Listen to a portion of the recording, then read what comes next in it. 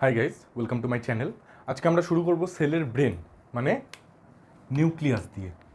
Nucleus আমরা প্রথমে আলোচনা করেছিলাম যে এটা যদি সেল হয়, নিউক্লিয়াস হচ্ছে এর ভিতরের যেই ব্রেনটা থাকে সেটা। অ্যাকচুয়ালি সেলের বাইরে অনেক কিছু থাকে, মানে নিউক্লিয়াসের বাইরেও অনেক কিছু থাকে, কিন্তু অরিজিনাল কাজটা যেটা আছে সেটা কিন্তু আমাদের নিউক্লিয়াসই করে। তো আজকে আমরা নিউক্লিয়াসটা কী জিনিস, কী করে কাজ করে, এটার ভিতরে কী কী থাকে সব এই ভিডিওটাতে জানতে পারবো। সঙ্গে থাকো। আর যখনই কোনো জিনিস মনে হবে ইম্পর্টেন্ট সেটা তখনই নোট করে নিতে পারো, বা আমি স্ক্রিন থেকে সরেও যাব স্ক্রিনশট নেওয়ার জন্য। নিউক্লিয়াসের মধ্যে দুটো জিনিস দেখতে পাওয়া যায়, একটা হচ্ছে নিউক্লিয়ার এনভেলাপ, আরেকটা হচ্ছে nucleoplasm. Originally nucleus central located, মানে এটা যদি একটা সেল হয়, সেলটার সবসময় সেন্ট্রালে কিন্তু নিউক্লিয়াসটা থাকবে, বা মাঝখানে কিন্তু নিউক্লিয়াসটা থাকবে। লার্জেস্ট সেল স্ট্রাকচার, মানে একটা সেলের মধ্যে সব থেকে বড় যদি কোনো স্ট্রাকচার থাকে সেটা অ্যাবসলিউটলি নিউক্লিয়াসটাই কিন্তু হবে। আচ্ছা, নিউক্লিয়াসের প্রথমেই বললাম যে নিউক্লিয়াস এর দুটো ভাগ থাকে, একটা হচ্ছে নিউক্লিওপ্লাজম, একটা হচ্ছে নিউক্লিয়ার এনভেলাপ। প্রথমে নিউক্লিয়ার এনভেলাপ কী জিনিস? এটা হচ্ছে নিউক্লিয়াস যেটা থাকে সেটাকে গার্ড করে নিউক্লিয়ার এনভেলাপ থাকে। প্রথমেই বলা হয়েছে, যেটা আমি প্রথমে বললাম, যে কভার দি নিউক্লিয়াস, সবার প্রথমে এটা কাজ করে। দ্বিতীয় কি করে? Separate nucleoplasm and cytoplasm. Obviously যদি এটা সেল হয় তাহলে পরে এখানে সাইটোপ্লাজম আছে, আর ভিতরে কি আছে? নিউক্লিওপ্লাজম আছে। তাহলে এবার এই সাইটোপ্লাজম আর নিউক্লিওপ্লাজমকে সেপারেট তো একটা জিনিসই করছে না, সেটা হচ্ছে নিউক্লিয়ার এনভেলাপ। তারপরে কি? Permit transfer of materials between nucleoplasm and cytoplasm, মানে এইখানে যে মেটেরিয়ালগুলো থাকে, সাইটোপ্লাজমের ভিতরে যে মেটেরিয়ালগুলো থাকে এবং নিউক্লিওপ্লাজমের ভিতরে যে মেটেরিয়ালগুলো থাকে সেগুলোকে ট্রান্সফার করতে দেয় হচ্ছে নিউক্লিয়ার এনভেলাপ। আর আরেকটা জিনিস, পোর্স প্রেজেন্ট। পোর্স মানে কি? অ্যাকচুয়ালি স্ট্রাকচারটা এরকম হয়,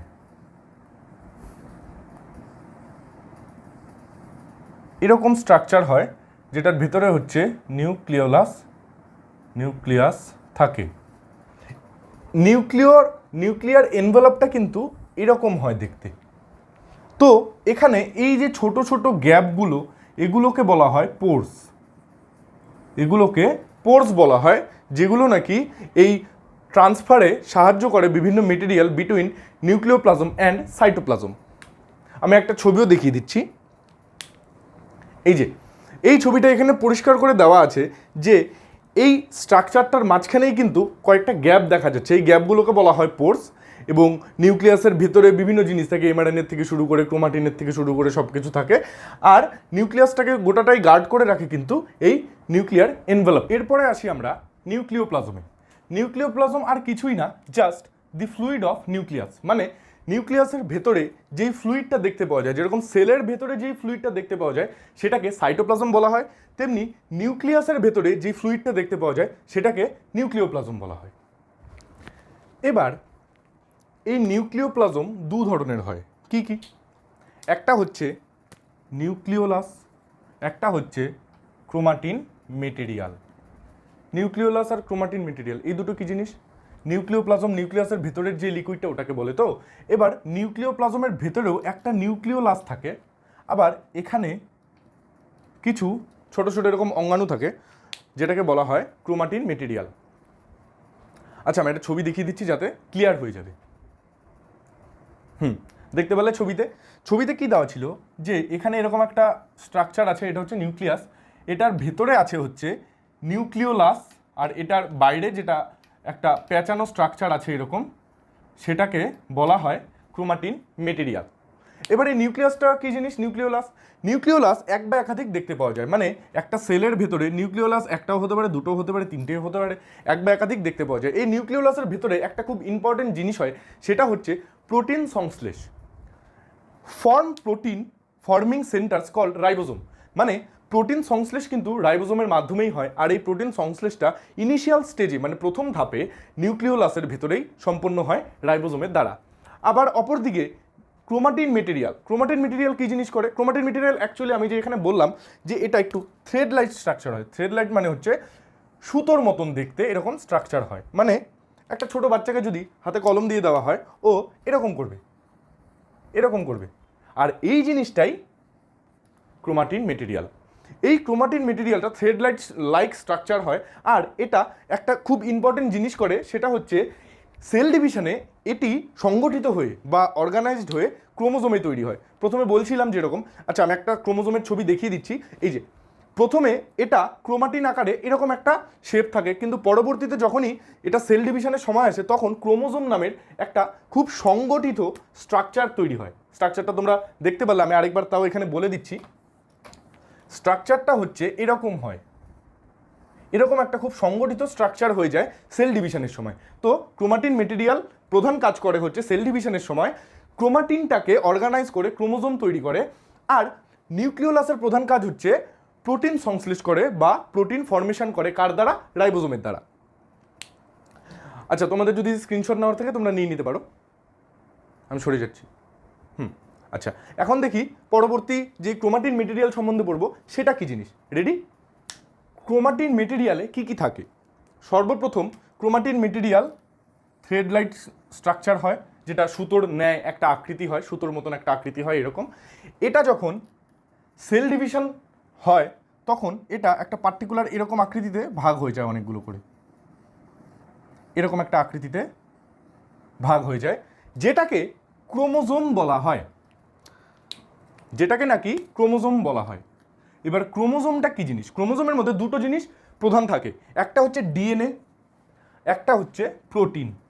ডিএনএর মধ্যে বেসিক্যালি বিডিএনএ থাকে, যেটা নাকি এরকম শেপের হয়, যেটা নাকি বিডিএনএ ক্রোমোজোমে দেখতে পাওয়া যায়। আর আরেকটা জিনিস দেখতে পাওয়া যায় সেটা হচ্ছে প্রোটিন, বাট প্রোটিনের মধ্যেও পার্টিকুলারলি হিস্টোন প্রোটিন। এটা কিন্তু এমসিকিউর জন্য ইম্পর্টেন্ট, যে ক্রোমোজোমের মধ্যে পার্টিকুলার কোন প্রোটিনটা সব থেকে বেশি দেখা যায়, সেটা হচ্ছে হিস্টোন প্রোটিন। আর এখন একটু ডিএনএ সম্বন্ধে দুটো কথা বলি। ডিএনএ দুটো জিনিস প্রদান করে, একটা হচ্ছে জিন বহন করে, ডিএনএটাই কিন্তু অরিজিনাল জিনটাকে নেক্সট জেনারেশনে নিয়ে যায়। প্রথম একটা কাজ করে এটা। দ্বিতীয় কাজ কি করে, যে আমার মা বাবার সাথে আমার কিছু মিল দেখা যায়, বা তোমাদের মা বাবার সাথে তোমাদেরও কিছু না কিছু মিল থাকে, হয়তো বাবার সাথে বা মার সাথে, অথবা দুজনের সাথেই ছেলেমেয়ের মিল লক্ষ্য করা যায়। এই যে মিলটা লক্ষ্য করা যাচ্ছে সেটা কিন্তু ডিএনএর জন্যই সম্ভব হচ্ছে, কারণ এই ডিএনএ এক বংশ থেকে আরেক বংশে যখন যায় তখন ক্যারেক্টারিস্টিক্স নিয়ে যায় পরের বংশে। যেরকম আজকে আমার বাবা যদি লম্বা হয়, বা আমার বাবা যদি একটা পার্টিকুলার কালারের, যদি ফর্সা হলো বা কালো হলো, তাহলে পরে আমিও কিন্তু লম্বা হব বা ফর্সা হব বা কালো হব। কেন? কারণ বাবার যেই ডিএনএটা আছে, বাবার যেই জিনটা আছে, সেটা কিন্তু আমার মধ্যে আছে, আর বাবার জিনের মধ্যে ক্যারেক্টারিস্টিক্স যেটা ছিল সেটাও কিন্তু আমার মধ্যে ক্যারেক্টারিস্টিক্সটা থাকবে। বা মার সাথেও হতে পারে যে মা লম্বা বা মা ফর্সা বা মা কালো, তখন আমিও কিন্তু লম্বা বা ফর্সা বা কালো হতে পারি। তো বাবা মার মধ্যে যেই জিনটা থাকে সেটারই কিন্তু ক্যারেক্টারিস্টিক্সটা আমাদের মধ্যে থাকে। আর এই এত ইম্পর্টেন্ট একটা জিনিস, যেটা নাকি পার্টিকুলার ডিএনএটাই সম্পন্ন করে আমাদের বডিতে। আজকে আমরা পড়লাম নিউক্লিয়াস সম্বন্ধে, সেলের, যেটা নাকি একটা প্রধান অংশ, বা সেলের ব্রেইনও বলা চলে। সেলস ব্রেইন কাকে বলে? ব্রেইন বলা হয় কিন্তু এই নিউক্লিয়াসকে। এই নিউক্লিয়াসকে কিন্তু সেলের ব্রেইন বলা হয়, কারণ এই নিউক্লিয়াসের মধ্যেই সব কিছু ঘটে। প্রোটিন সংশ্লেষ ঘটে, ডিএনএটা এক কোষের থেকে অন্য কোষে যায়, তারপরে এক বংশের থেকে অন্য বংশে যায়। এই যত ইম্পর্টেন্ট কাজগুলো আছে বেশিরভাগ কিন্তু নিউক্লিয়াসে করে। এই জন্য এই নিউক্লিয়াস চ্যাপ্টারটা আমাদের জন্য খুব গুরুত্বপূর্ণ। আশা করি ভিডিওটা তোমাদের ভালো লেগেছে। যদি ভালো লাগে তাহলে ভিডিওটাকে শেয়ার করো, লাইক করো, সাবস্ক্রাইব করো। এবং আমি যখন কন্টিনিউ পড়াই তখন কিন্তু মাঝে মাঝে ভুলেও যাই যে স্ক্রিনশটের জায়গা রাখার জন্য। তো সেই জন্য তোমাদের যদি মনে হয় স্ক্রিনশট নিতে হবে বা এই জায়গাটা তোমাদের জন্য ইম্পর্টেন্ট, তখন পজ করে ভিডিওটাকে তোমরা স্ক্রিনশট নিয়ে নিতে পারো। আজকের জন্য এতটুকুই। Thank you.